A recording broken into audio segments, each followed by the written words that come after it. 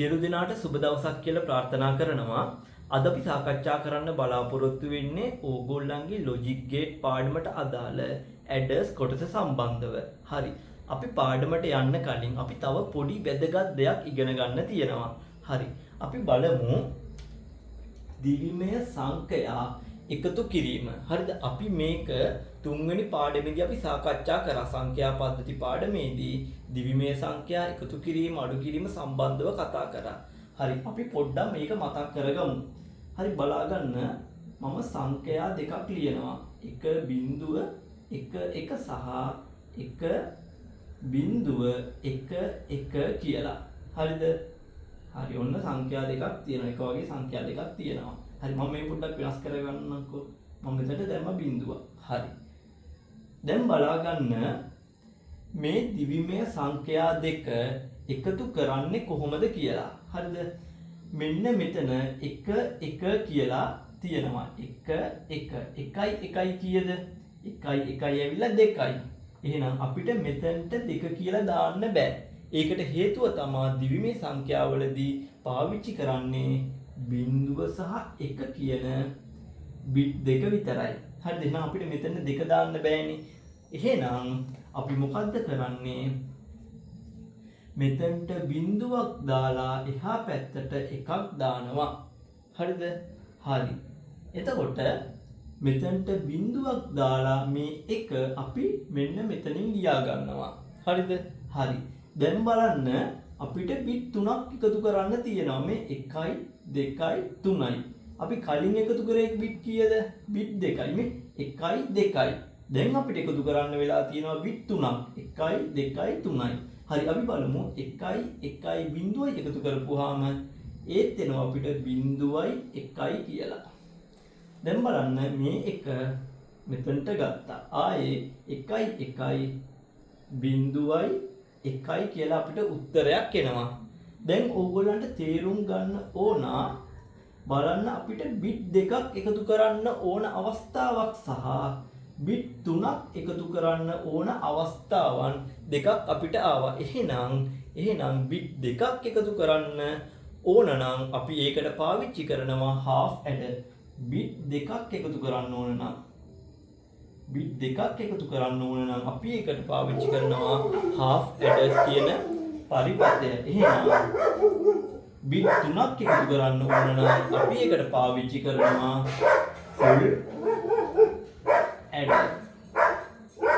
full adder සහ half adder. හරි, එහෙනම් බිට් දෙකක් එකතු කරන්න ඕන අවස්ථාවේදීද half adder වලදී බිට් 3ක් එකතු කරන්න තියෙනවා නම් අපි ඒකට පාවිච්චි කරනවා full adders කියලා. හරි, එතකොට බලා ගන්න මම මේක මකනවා. දැන් අපි සාකච්ඡා කරන්න යන්නේ half adder පිළිබඳවනේ. හරි, මම මාතෘකාව ලියා ගන්නවා half adder කියලා. හරිද? එතකොට half adder අපි පාවිච්චි කරන්නේ මොනවාටද? half adder අපි පාවිච්චි කරන්නේ බිට් දෙකක් එකතු කිරීම සඳහා අවශ්‍ය පරිපථය නිර්මාණය කරන්න. එහෙනම් පරිපථයක් නිර්මාණය කරන්න නම් අපිට අනිවාර්යෙන් බීජීය ප්‍රකාශනයක් අත්‍යවශ්‍යයි. එහෙනම් අපි මේකේ බීජීය ප්‍රකාශනය නිර්මාණය කරන්න නම් අපිට සත්‍යතා වගුවක් හදා ගන්න වෙනවා. හරි. එහෙනම් half adder වලට අපි කිව්වා බිට් දෙකක් එකතු කරන්න තියෙනවා. එහෙනම් අපිට යොදා ගන්න තියෙන්නේ ඉන්පුට් දෙකයි. අපි ඒව නම් කරගන්නවා A සහ B කියලා. හරි, ඔහොම නම් කරගත්තා. අපි අර කලින් ලියපු උදාහරණය මෙතන ලියා ගමු. 1.1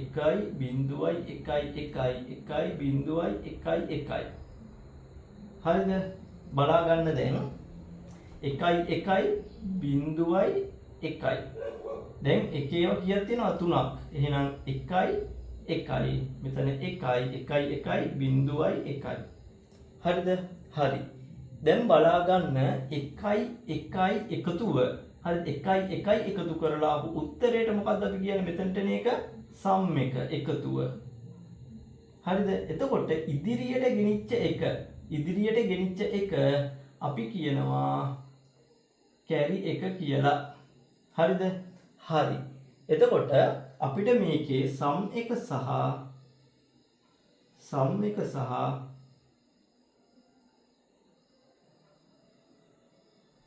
කැරි එකක් අවශ්‍යයි. හරි මම වගුව සත්‍යතා වගුව නිර්මාණය කළා.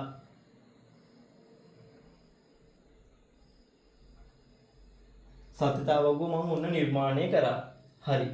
දැන් අපිට බලන්න AB කියලා ආදාන දෙකක් තියෙනවා. එහෙනම් AB කියලා ආදාන දෙකක් තියෙනවා නම් ඒකේ සංයෝජන කීයක් තියෙනවද? එහෙම නැත්නම් කම්බිනේෂන් කොච්චරක් තියෙනවද?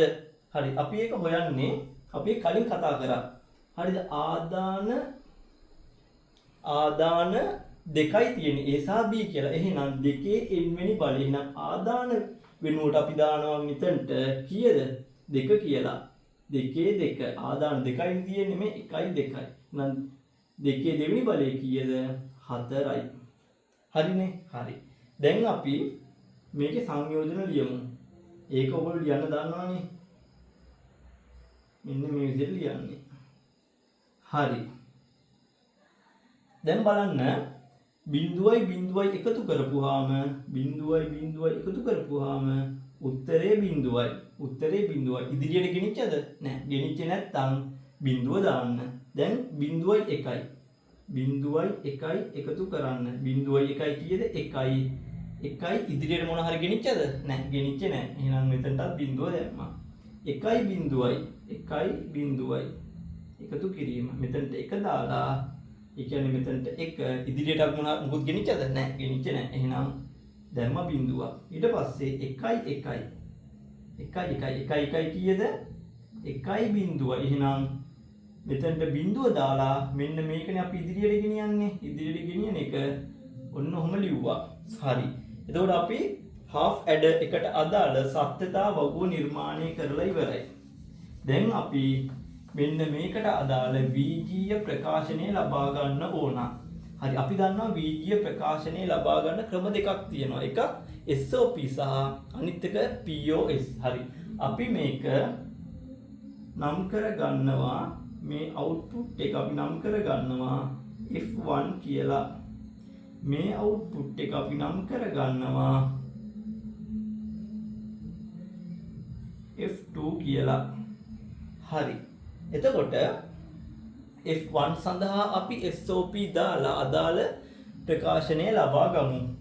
හරි. F1 සඳහා මම SOP ගන්නවා. SOP එක ලබා ගන්නවා. එහෙනම් SOP ගද්දී මොකද්ද වෙන්නේ? එක තියෙන තැන්වල අගයන් විතරයි ගන්නෙ. අපි එක කලින් ඉගෙන ගත්ත SOP සහ POS කරද්දී. එහෙනම් මෙතනට එනවා A bar B කියලා. A bar සහ B ධන මොකද්ද? ආයේ එක තියෙන්නේ මෙතනනේ. එහෙනම් ඒකට දාලා ගියන් ගත්තා A B bar. A B bar කියලා ගත්තා. හරි.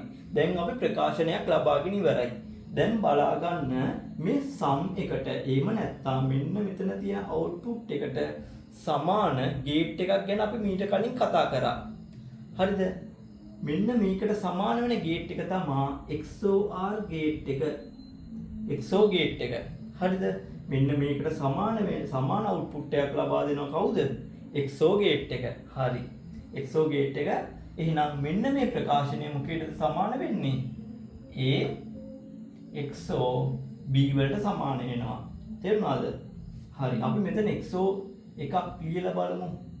XOR එකක් ගමු. තව තීරුවක්. හරි. එතකොට අපි මෙහෙම ලියලා බැලුවොත් නිකමට අපි දන්නවා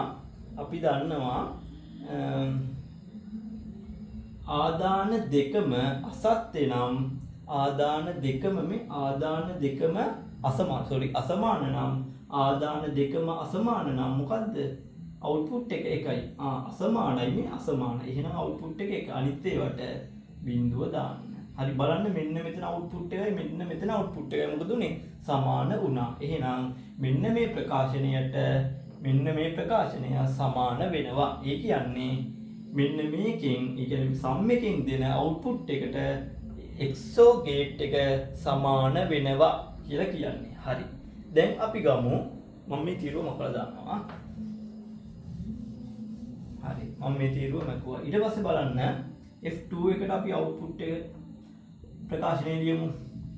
ඒකට SOP ලියද්දී A B විතරයි එන්නේ. A B විතරයි එන්නේ. හරි මෙතන විතරනේ එකක් තියෙන්නේ. ඒ නිසා තමයි A B කියලා අපි ලිව්වේ. හරි. දැන් අපි මෙන්න මේකට අදාළ ප්‍රකාශන ලබා ගත්තේ ප්‍රකාශන වලට අදාළ පරිපතය නිර්මාණය කරමු. හරි. A B කියලා ලිව්වා. ඊට පස්සේ සම් එක XO ගේට් එකකින් තමයි නිර්මාණය වෙන්නේ. එහෙනම් A XO ගේට් එකක් ඇඳවුම B අනිත් ඉන්පුට් එක අවුට්පුට් වෙනවා සම්. හරි. ඊට පස්සේ බලන්න කැරි එකට අදාළ එක අපි අඳිමු. එහෙනම් ඒකට මොකද තියෙන්නේ? AND ගේට් එකක්. එහෙනම් A කියන එක්කෙනා සම්බන්ධ වුණා. A කියන එක්කෙනා සම්බන්ධ වුණා. B කියන එක්කෙනා සම්බන්ධ වුණා. එළියට එනවා. C out එක එළියට ආවා. හරි. එතකොට අපි එකටම half adder වලදී මොකක්ද කිව්වේ? අපි half adder වලදී කිව්වා බිටු දෙකක් එකතු කිරීම සඳහා භාවිතා කරන පරිපතය අපි හැඳින්වුවා half adder කියලා. ඊට පස්සේ ඒකට අදාළ සත්‍යතා වගුව නිර්මාණය කළා. සත්‍යතා වගුව ඇසුරෙන් අපි මේ සම් එකට සහ කැරි එකට අදාළ ප්‍රකාශන ලබාගෙන ඉවර වෙලා තමයි මේ ප්‍රකාශන ඇසුරින් අපි පරිපතය නිර්මාණය කළේ. හරි.